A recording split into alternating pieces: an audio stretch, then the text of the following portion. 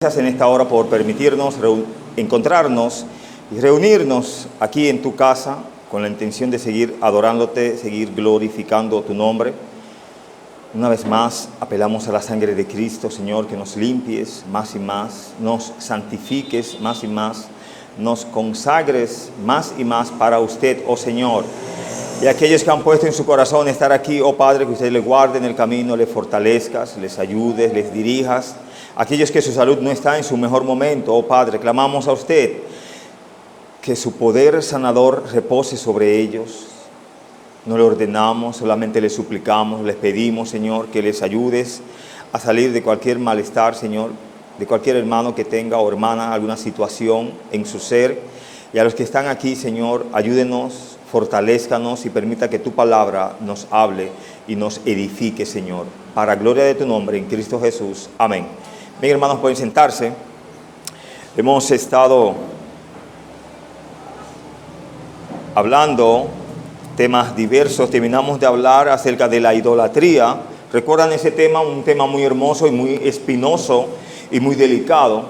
Pero es importante, hermanos, y leía un texto por ahí por Ezequiel, que no en el Nuevo Testamento es que encontramos ídolos en nuestros corazones.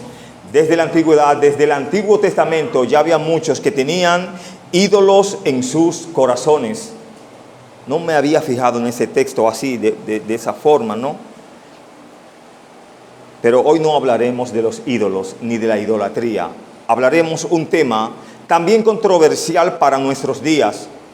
Un tema que encontramos muchos adeptos o feligreses que se encasillan, se encierran y se autodenominan, o una palabra más cerca, se autopresentan. Hay otra palabra, pero no la encuentro. Se identifican especialmente con un solo día. Usted lo ve de lunes a viernes, muy bien todo, pero cuando llega un día después del viernes, las cosas cambian totalmente. Bueno, me llama mucho la atención, estudiando y leyendo, y está ahí en el mensaje, en los años 90, se habla de unos judíos ortodoxos que su edificio o su departamento se estaba quemando, pero era día sábado, ellos no podían hacer nada. Se estaba quemando, ¿no? Van donde su líder espiritual y le dicen, ¿qué hacer? ¿Qué hacemos? El líder no le contesta rápido, con su parsimonia y su espiritualidad. Luego de media hora, pero ya el fuego había corrido 2 departamentos más, le dijo, sí, está bien, pueden llamar a los bomberos, pero era muy tarde, porque era día sábado. Quiero hablar en esta tarde bajo el tema Jesús y la controversia del sábado, basado en Lucas capítulo 6, los primeros 11 versos. Vemos aquí hombres que se llamaban hombres de Dios, hombres que eran encargados de enseñar la ley de Dios. Al ver a Jesús enseñar en los días de reposo, sanar en los días de reposo, sus discípulos tomar espigas y restregarlas con las manos y comerla, se sentían con furor, le acechaban y se le ocurrió la brillante idea, tenemos que hacer algo con ese Señor. Y ese tener que hacer algo implicaba, ¿sabe qué? Asesinar a Jesús. Lo pensaron en sus mentes, lo llevaron a su corazón y lo materializaron con sus manos. Usted puede refutarme y decir, sí, pero fueron los romanos que crucificaron a Jesús. Y los judíos, ¿no fue que le dijeron a las autoridades romanas, crucifícale, crucifícale? Suéltanos a Barrabás, que es nuestro también, y crucifiquen a quién, al Cristo. Jesús y la controversia del sábado. En el primer punto, los versos 1 y 2, vemos aquí, capítulo 6 de Lucas, la fuente de la controversia. Los discípulos son acusados de cosechar en el día de reposo.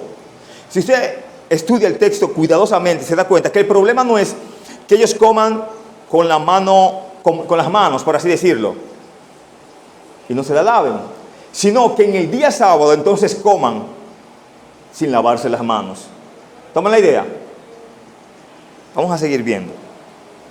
Versos 1 y 2, veamos entonces, Lucas 6 dice: aconteció en un día de reposo que pasando Jesús por los sembrados, sus discípulos arrancaban espigas y comían.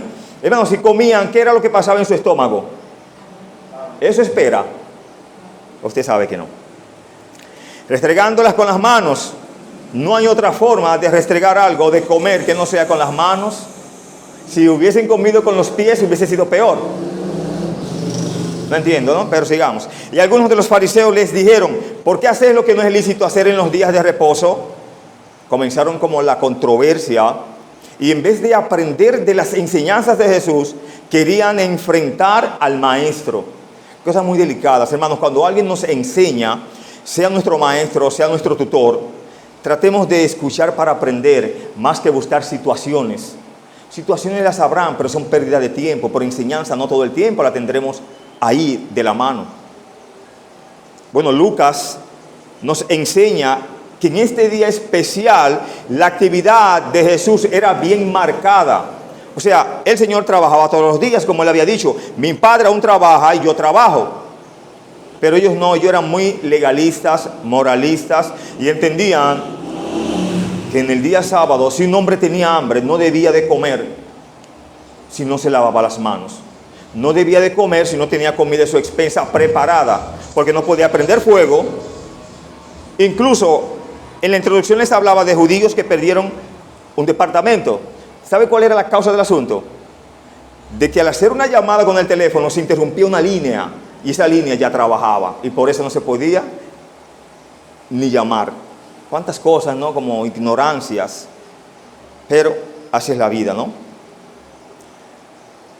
Lucas nos habla, aconteció en un día de reposo. No nos explica mucho acerca de qué día exactamente fue. Si fue después de la Pascua, si fue antes del día, el primer día de la semana, etc. No, solamente aconteció en un día de reposo. Quiere decir que hubo actividad anterior a esta y después de esta, en un día. Es como si le preguntan: ¿y cuándo tú vas para mi casa a visitarme? Un día de estos. Le está diciendo un día en específico. Puede ser mañana, puede ser en ese mismo día, sorprenderle, etc. Bueno, si el primer sábado sin nombre fue el mismo mencionado en Lucas 4:31, para tener una idea de otro sábado que hubo una actividad, Lucas dio este marcador de tiempo para mostrar que cuán ocupado había estado Jesús en las 2 últimas semanas desde el sábado que se menciona en Lucas 4:31. Veamos qué tiene Lucas 4:31 de especial. Dice: descendió Jesús a Capernaum, ciudad de Galilea, y les enseñaba en los días de reposo. Y mire qué hermoso, verso 32. Y se admiraban de su doctrina, porque su palabra era ¿con qué? Hermanos, los que querían escuchar de la palabra de Dios se admiraban. Los que querían buscar controversia y contienda se enfurecían, le acechaban. ¿En qué punto se pasaba con una S o en qué punto fallaba al hablar? Pero el maestro nunca falló. Tenga eso en cuenta. Por algo es el maestro de los maestros. De hecho, no se le puede llamar maestro a nadie a menos que no sea Jesús. ¿Sabe usted eso? Espiritualmente hablando. Un poco más dice aquí.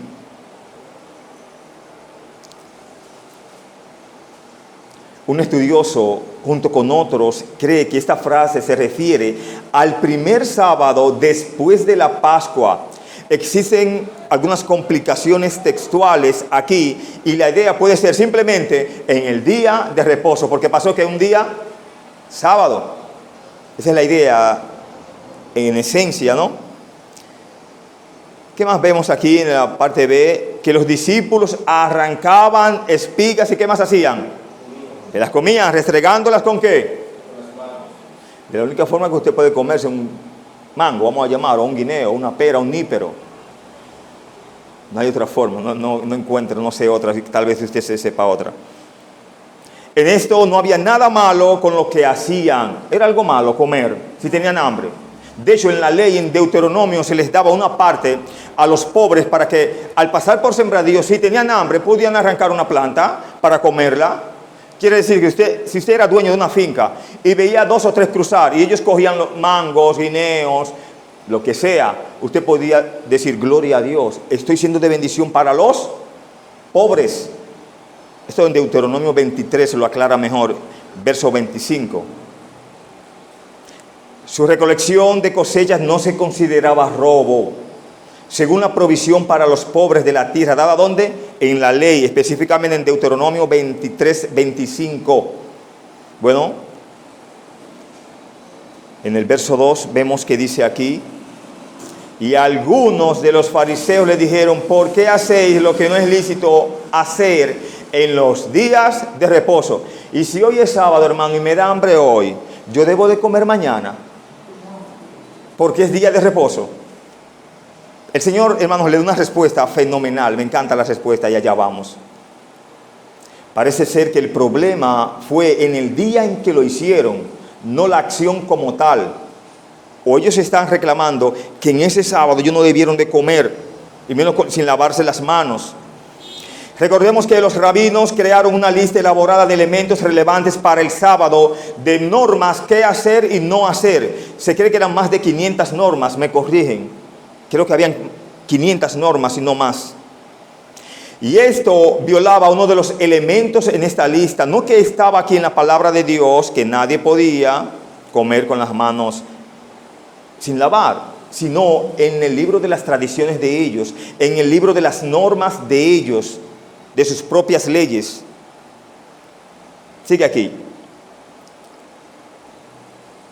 Cuando los discípulos hicieron lo que hicieron, a los ojos de los líderes religiosos, eran culpables de cosechar, trillar, aventar y preparar alimento. Según las normas de los hombres, habían sido violadas 4 al menos. Había, por tanto, 4 violaciones del sábado en un solo, ¿qué? Bocado. ¿Cuántas cosas, no? Este enfoque del sábado continúa hoy entre los judíos ortodoxos. Hablaba de que al principio del año 92 unos inquilinos dejaron que 3 departamentos en un barrio ortodoxo en Israel se quemaran mientras preguntaban a un rabino si una llamada telefónica a los bomberos en el sábado violaría la ley judía.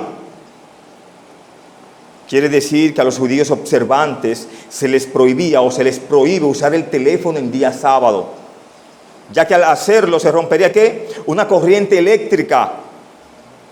Si el fuego se extendió, o más bien antes de ahí, lo que se considera una forma de trabajo, en la media hora que le tomó al rabino para decir sí, cuánta lentitud para decir un sí, ¿no? Tanto que nos desesperamos para las respuestas, cuanto más en un accidente así. El fuego se extendió a 2 departamentos vecinos. En este tiempo muchos rabinos llenaron el judaísmo con rituales elaborados y relacionados con el día de reposo y la observación de otras leyes. Los antiguos rabinos enseñaban que en el día sábado estaba prohibido atar un nudo, excepto que fuese una mujer que se esté atando un nudo de su ropa. Otro nudo no se podía hacer. ¿Qué usted cree? Bueno, los atuendos de las mujeres por defecto a veces tienen sus amarres y sus cosas, ¿no? Los hombres estaban ahí presos en ese sentido. Pero veamos un poquito más acerca de esto. Entonces, si un balde de agua tenía que ser levantado de un pozo, no se podía atar a una cuerda al cubo, porque tenían que hacer un nudo para amarrar el cubo. ¿Qué usted cree? Pero se le ingeniaban haciendo esto. Pero una mujer podía atar su cinturón al balde y luego ¿qué? Sacar la cuerda, sacar la cubeta. ¿Cuántas cosas? ¿No? Y no están haciendo el trabajo como quiera. El maquillaje, ¿no? Hermanos, las tradiciones, hermanos, nos atan y nos hacen llegar a la perdición. Tengamos cuidado con llevar en nuestros corazones ídolos y situaciones que nos pueden afectar muchísimo. Tengamos cuidado con ser más legalistas que creyentes e hijos de Dios. Es muy fácil ponerle carga al otro, pero uno ni con un dedo quiere moverla. Eso dice la palabra de Dios. Con esto quiero pasar al segundo punto donde nos habla. Jesús responde a la acusación con 2 principios importantes. Verso 3, verso 5. Entra en acción el maestro. Respondiendo Jesús les dijo: ¿ni aún esto habéis leído lo que hizo David cuando tuvo hambre él y los que con él estaban? cómo entró en la casa de Dios y tomó los panes de la proposición, de los cuales no es lícito comer, sino los sacerdotes, y comió y dio también a los que estaban con él. Hermanos, si David entró allí a los sacerdotes de Nob, trágicamente Saúl exterminó a todos esos sacerdotes. De hecho, cuando David entra a ese lugar, es recibido con muchas bendiciones. De hecho, es el momento donde David estaba desarmado y él pide si había un arma por ahí, a lo que el sacerdote le dijo: la espada con la que venciste al paladín está por ahí. David preguntó si había algo que comer. Si usted estudia el texto, allí no hay ningún pecado, porque esos panes eran cambiados mínimo a la semana. Los que estaban allí estaban de cambio. Podían, para votarse, el sacerdote decide ¿qué? Alimentar a David y a sus hombres. No había pecado, el sacerdote del entonces lo entendía bien. El asunto estaba en el corazón de Saúl, que acabó con David. Y ahí está, hermanos, el mal también en los corazones de los fariseos hacia, no David, no, sino al gran David, Jesucristo. Explicamos una interrogante en la parte A del verso 3. Ni aún esto habéis leído. ¿Usted ha leído esa historia, sí o sí? Jesús está diciendo a ustedes, si ustedes son estudiosos de la Biblia, eso está en el 5º libro.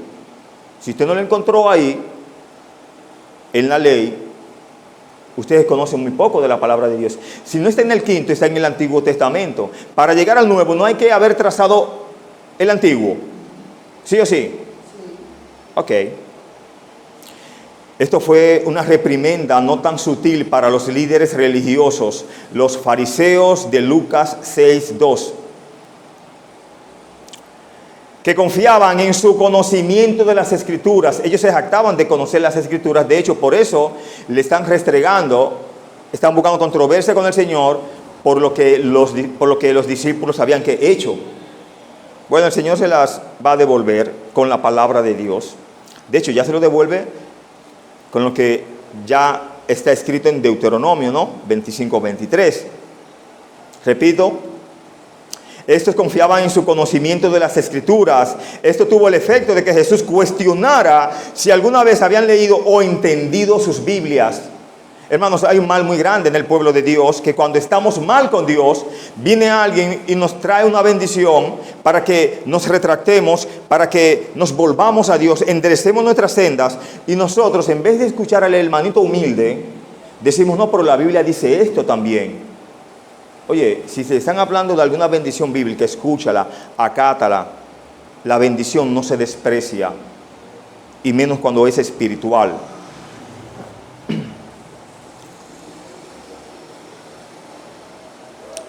Él dio a entender que eran ignorantes del punto esencial del siguiente evento del Antiguo Testamento. Una nota nos dice: es posible leer meticulosamente las Escrituras, conocer la Biblia de principio a fin, poder citarla textualmente y pasar cualquier examen, y sin embargo perder por completo su significado real. ¿Está entendiendo? No es que yo me sepa la palabra de Dios, que tú me digas 1000 preguntas y yo te la conteste, sino que yo viva lo mínimo y poco que sé. Si el hermano tiene hambre, tiene sed, y tú tienes con qué saciarlo, ¿qué vale? ¿Tener mucha Biblia o ser de bendición? Ser misericordioso.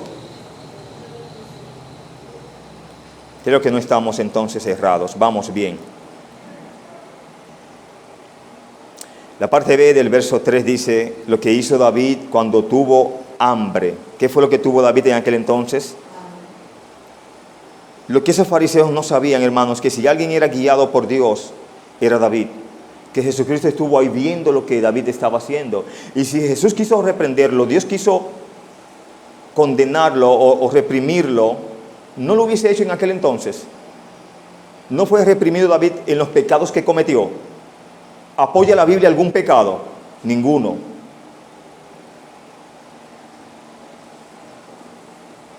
La referencia al uso de David del pan santo, llamado pan de la proposición o pan de la presencia, visto en 1 Samuel 21, 1-6, que es donde pasa el evento, mostró el primer principio. ¿Cuál? La necesidad humana es más importante que el ritual religioso. Vamos, no tiene sentido que usted salga de aquí con un hermoso mensaje y cuando usted salga allá afuera, sus palabras no sean las más adecuadas, sus acciones sean las de un no creyente. Aquí viniste a la iglesia, mejor no vengas al culto y se dé bendición allá afuera. Y ven al siguiente culto. ¿Qué usted cree? Porque al haber salido se entiende que entraste medio vacío y está saliendo medio lleno, por así decirlo, ¿no? Esto es exactamente lo que muchas personas inmersas en tradición simplemente no pueden aceptar. Primero, no creen que lo que Dios realmente quiere es misericordia antes del sacrificio. Oseas 6:6 lo explica bien. No creen que el amor a los demás es más importante que los rituales religiosos. Isaías 58:1-9. No creen que los sacrificios de Dios son el espíritu que quebrantado, al corazón contrito y humillado. Dice la palabra de Dios que Él no lo despreciará. Hermano, no importa el pecado en el cual caigamos. Si tú te desmayas ante Dios, si tú te humillas ante Dios, ¿qué Dios hace contigo? Te perdona, porque lo que mira es su corazón. Y eso es lo que Jesús está mirando entre esos fariseos. ¿Se cree que este hombre de la mano seca fue llevado allí para tentar o para agobiar y para fustigar al Señor? ¿Qué cosa, no? Cualquier aplicación de la ley del sábado que opere en detrimento del hombre no está en armonía con el propósito de Dios. El incidente con David era una defensa válida. ¿Debido a qué? Enseñanza. Era un caso de alimentación. Segundo, probablemente sucedió en el día de reposo. No iba a comer David habiendo pan ahí que iba a ser intercambiado más adelante y sus hombres no tenían que comer. ¿Qué usted cree? Hermanos, recuerde que no solamente David tenía hambre, y tal vez David pudo haberse quedado tranquilo, pero al tener hombres a su cargo y a su disposición que le ayudaban sin cobro alguno, porque él lo que andaba era ¿qué? Era huyendo de Saúl, no tenía con qué remunerarles. Muchos murieron sin recibir nada de él. Verso 5, dice la Escritura, el Hijo del Hombre, y les decía, el Hijo del Hombre es Señor aún del día de reposo. Llama mucho esa parte donde dice el Hijo del Hombre, Señor, aún del día de reposo. ¿Qué está diciendo Jesús con eso? No sé si usted tiene que buscar un libro, una enciclopedia de esa ilustrada, espirituales, pero está diciendo ahí, yo vivo aún, y yo soy el jefe de todos los días, aún del día que de reposo. No son los días, los años del Señor. Tú y yo somos finitos. Dios es infinito. Ahorita estamos, como dicen, 7 pies. Nos lloran un poquito y después fiesta. Ya no nos recuerdan.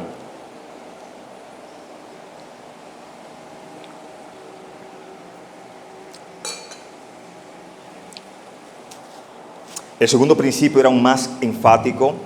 Alguien dijo más dramático. Yo me quedo con la palabra enfático para enfatizarlo. Jesús les dijo que Él es el Señor del día de ¿qué? Y el Señor no es el jefe del día domingo también. Amén. Y del lunes, martes, miércoles, jueves y viernes. Ok. Y el Señor del día del reposo no se ofendía por las acciones de sus discípulos. Él está diciendo, yo soy quien los gobierno, ellos son mis discípulos. Y si yo no les corrijo, ¿quiénes son ustedes para corregir una unanimidad, no una simpleza? Por lo cual, estos discípulos religiosos no deberían haberse ¿qué? Ofendido de igual manera, porque ellos se ofendieron. Porque estos hombres tenían hambre y comían. Y para colmo andaban ¿con quién? Fíjese que siempre cuando hay una actividad en la palabra de Dios que alude a comida, el Señor o está predicando o lo están molestando los fariseos. Una nota nos dice, este fue un reclamo directo a la deidad, algo muy delicado. Jesús dijo que tenía la autoridad para saber si sus discípulos violaban la ley del día de reposo, porque Él es el Señor de ¿qué? Si algún fallo cometían ellos, tenían a su Señor, ¿para qué? Para corregirlos. Y si Él no los corregía, ¿quién eran los hombres para corregir a esos discípulos? Teniendo a su Maestro ahí. O estaban silvestres, estaban como ovejas sin pastor ellos ahí. No estaba el pastor de los pastores. A veces queremos ser más espirituales o espiritualizar las cosas más de la cuenta. Tengamos cuidado con eso, hermanos. Aferrémonos a la palabra de Dios y no a lo que digan las bocinas, los voceros, etc. En el siguiente punto vemos, Jesús entra en la sinagoga y ve un hombre con la mano seca. Dice la Escritura, aconteció también en otro día de reposo que Él entró en la sinagoga y enseñaba. ¿A qué entraba el Señor a la sinagoga? Iba a acechar a alguien más, como lo hacían los fariseos que lo acechaban a Él. Y estaba allí un hombre que tenía seca la mano derecha y le acechaban, ¿quiénes? Los escribas. ¿Y quiénes más? Los fariseos, para ver si en el día de reposo lo sanaría. Oye, ¿cómo estaba el corazón de ellos? Ese pobre infeliz está enfermo de una mano, está quien lo puede curar. Y los observantes están acechando al médico para ver si lo sana. Cuando usted va a una emergencia, a un hospital, ¿qué es lo que se quiere en sí? Y más si va a una emergencia. Que sea curado. Pero seguimos aquí. Mas él conocía los pensamientos de ellos y dijo al hombre que tenía la mano seca, levántate y ponte en medio. Y él, levantándose, se puso en pie. Es como si en medio del discurso, porque me dice el texto que él enseñaba. Los fariseos, en vez de escuchar, enfocarse en el mensaje, están locos por la hora cumbre a ver si Jesús se atrevía a sanar a ese hombre. Y en medio del mensaje dice, levántate, extiende tu mano. Y el hombre solamente tuvo ¿qué? ¿Tenía poder ese hombre para sanarse a sí mismo? ¿El poder dónde estaba?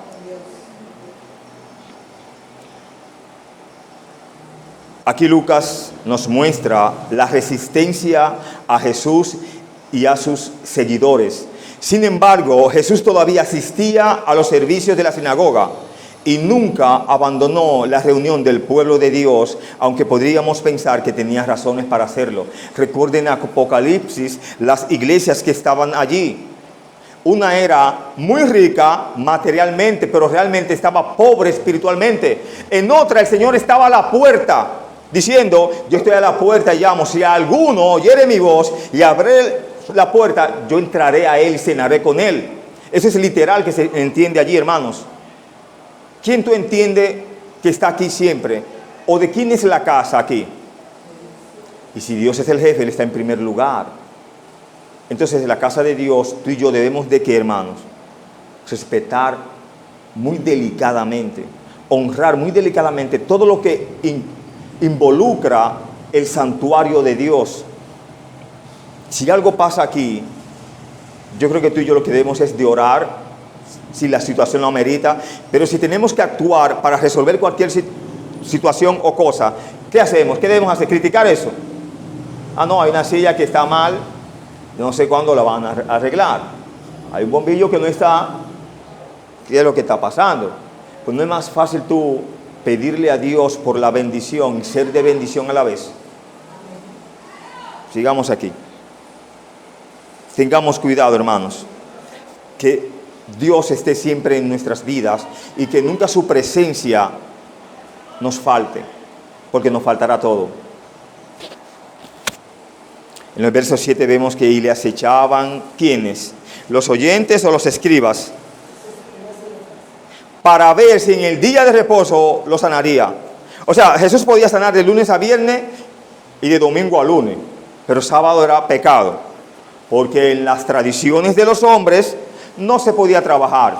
Pero tuvo el Señor que trabajar en esa mano, tuvo que acercarse en él y buscar un bisturí o buscar una crema o buscar un medicamento y ponérselo.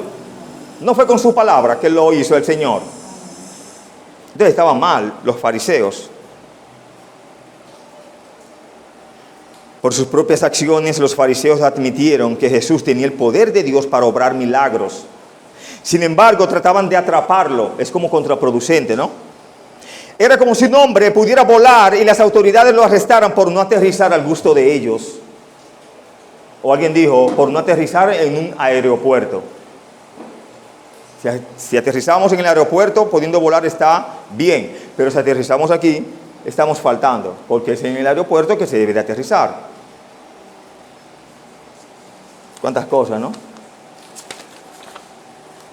Una nota nos dice, los líderes religiosos acechaban a Jesús. Hermanos, esto yo creo que hoy en día predomina. A ti y a mí entonces nos acechan por seguir a Jesús. Y nuestras faltas son vistas, sí o sí, cuando las hacemos, cuando fallamos. Pero nuestras buenas acciones también son vistas, aunque no se aplaudan, aunque se las callen, pero son vistas. Que seamos vistos como entes de bien, entes que profesan tener a un Jesús vivo y verdadero.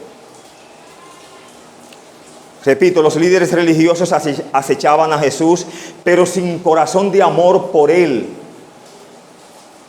Eso nos enseña que podemos ver a Jesús, pero aún estar lejos de nuestros corazones de Él. Incluso puede ser que deliberadamente hayan acosado a Jesús, trayendo al hombre en la sinagoga para que Él pecara, y sí que pecó Él, ¿no?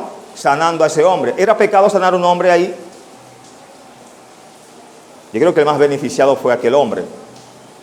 Quiso que Jesús pecara entonces, ¿no? Y a aquellos ciegos les gustó que Jesús pecara entonces, porque le dio que vista a los paralíticos, los endemoniados, dieron un aplauso porque Jesús pecó entonces.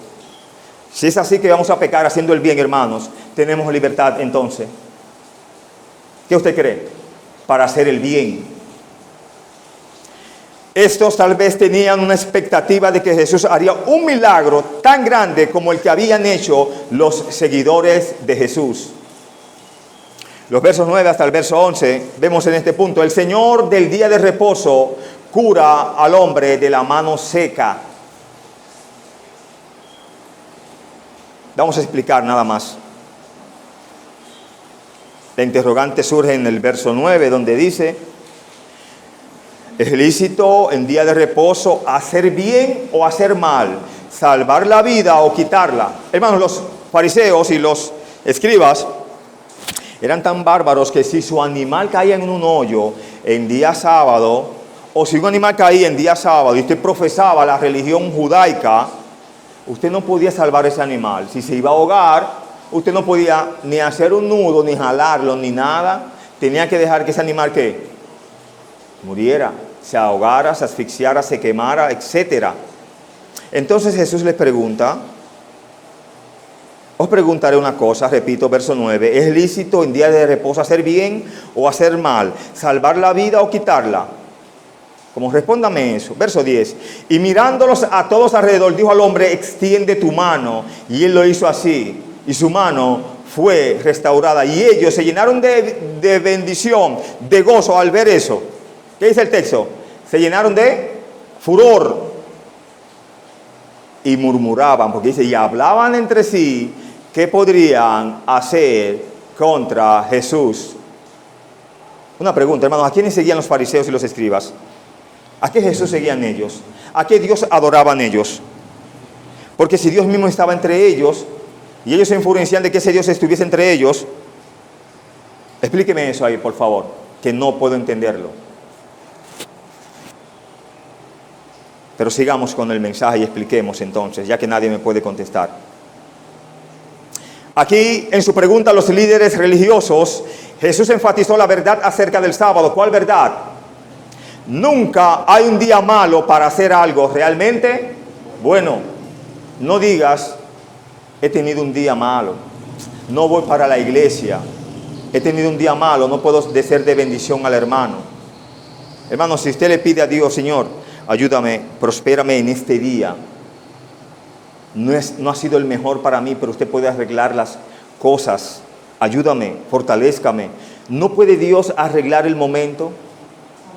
Y si no te lo quita, no importa. Dios es glorificado como Él quiera. Porque Él responde y contesta. Si Él tiene misericordia de quien Él...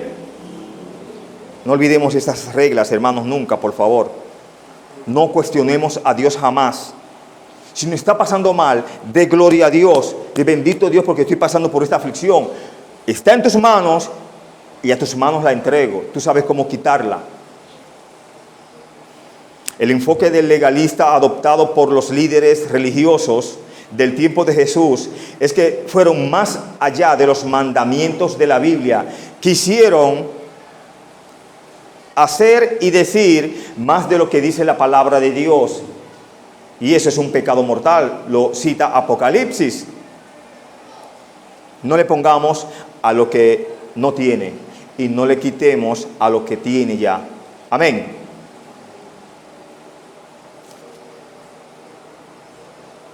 Y claramente descuidaron los actos de compasión y amor hacia los necesitados. Ese hombre de la mano seca, ¿qué era lo que necesitaba? Hermanos, compasión del Señor. Sanidad del Señor y compasión también de los fariseos, pero ellos mostraron compasión con este hombre. No, claramente no. Alguien nos enseña, seguramente no hay profanación de ordenanzas divinas tan poderosas como lo que obstruye el flujo de la compasión. El cristiano moderno tiene el reto de mostrar amor y compasión a todos y defender fielmente el estándar moral claramente establecido de Dios en asuntos de controversia social. ¿Qué fue lo que el Señor le dijo al hombre de la mano seca? ¿Extiende? Amén. Si estaba seca, asumimos que estaba mínimo encogida, ¿no? Seca, muy deteriorada, muy atrofiada. Y no podía extenderla, abrirla, y tal vez sus músculos en sus manos estaban muertos, no tenían vida, ¿no? Es algo difícil porque siempre necesitamos nuestras dos manos. Este tenía una y la derecha mala. No sabemos si el izquierdo, pero la derecha juega su papel fundamental. Cuando Jesús le mandó al hombre que extienda su mano, le ordenó hacer algo imposible en su condición actual, porque él no había podido hacer eso. ¿Sí o sí? Estaba mala, atrofiada, estaba seca.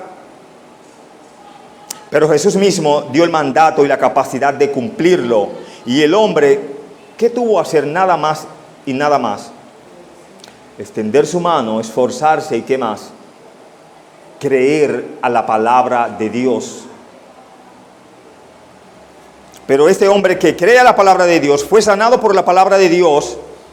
Bien, pero hubo otros que no les gustó eso. Querían que no solamente la mano estuviera seca, sino hasta el brazo mínimo. Porque se llenan de furor, según el verso 11. ¿O estoy equivocado? Dice el verso 11. Y ellos se llenaron de furor y hablaban entre sí qué podrían hacer contra Jesús. Estaban indignados con lo que había hecho Jesús, con aquel milagro. La reacción de los líderes religiosos fue impactante, pero cierta. Cuando Jesús hizo este milagro en sábado, para colmo, ¿no? Satisfizo las necesidades de personas sencillas y rompió las tradiciones religiosas mezquinas del establecimiento. Y estaba diciendo, ustedes están haciendo todo lo incorrecto en el día sábado. Olvídense del día sábado y síganme a mí. Créanme en mí. Puedo hacer los milagros que ustedes no hacen. Y yo conozco mejor la ley porque yo la escribí, yo la cité. Obviamente su furor y conspiración para asesinarlo, como bien lo explica el texto, hablaban entre sí qué podrían hacer contra Jesús. Y esa expresión ahí no era invitarlo a una cena ni a un convite, era llevarlo a la cruz lo más pronto posible. Estas eran violaciones mucho más mayores del sábado que más que la curación de la mano seca del hombre. ¿Qué usted cree? Un pecado de asesinato, de homicidio, de asesinar a una gente, no es más grande que coger una espiga y hacer un milagro. Es un mal. Ellos en el día sábado estaban pensando en el mal. El Señor en el día sábado estaba haciendo ¿qué? Bienes a la gente.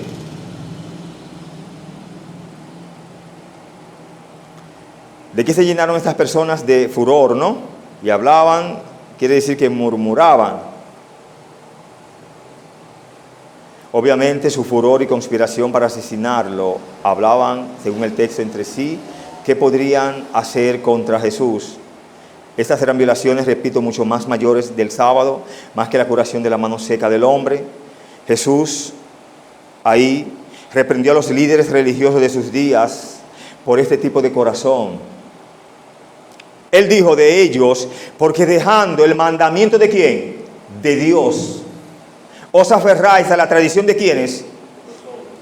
Los lavamientos de los jarros y de los vasos de beber, y hacéis otras muchas cosas semejantes. Les decía, también invalidáis el mandamiento ¿de quién? Para guardar vuestra tradición, invalidando ¿qué? La palabra de Dios con vuestra tradición que habéis transmitido. Eran bien antiquísimas, eran de muchos años atrás estas tradiciones, estas reglas, pero igual desde el inicio hasta el final estaban mal, porque creían que estaban por encima de Dios, y por encima de Dios no está nada. ¿Sabía eso?